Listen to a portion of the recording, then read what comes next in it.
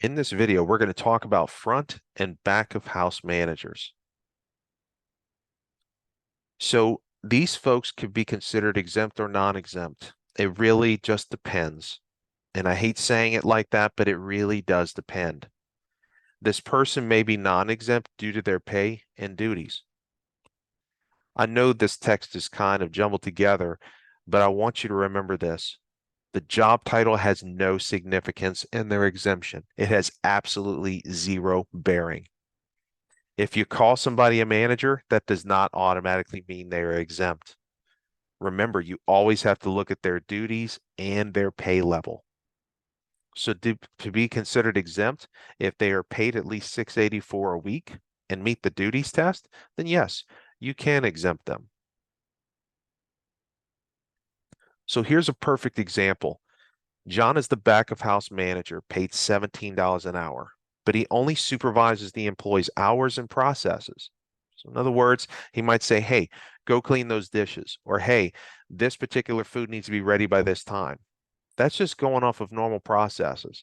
This person doesn't have to make any sort of real decisions.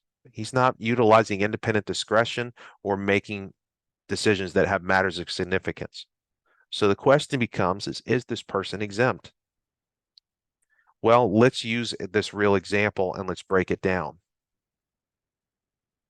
My answer would be no, because number one, they don't meet the salary test, and two, they don't meet the duties test. They have to meet both criteria. So if you've never calculated this before, this is something you're going to need to do. If you're never sure, this is what I would tell you to do. Take the person's hourly rate of pay and multiply it by 40 hours, because that's what's considered a work week of hours, 40 hours. So $17 an hour times 40, because we're looking at John's hourly rate, is $680. It doesn't equal 684. So in other words, he doesn't even meet the salary test. That's the first component. And then the duties test. He doesn't utilize independent discretion or decision making.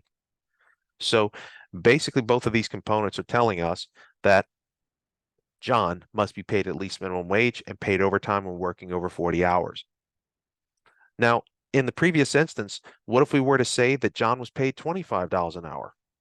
What if you're paying him a higher hourly rate? That's wonderful and all, but just because you pay him a higher salary doesn't make him exempt. Remember, his duties still have to be considered exempt level functions.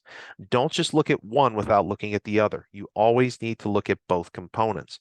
Are they paid at least $684 a week? If the answer is yes, that's great. But do they also have exempt level duties?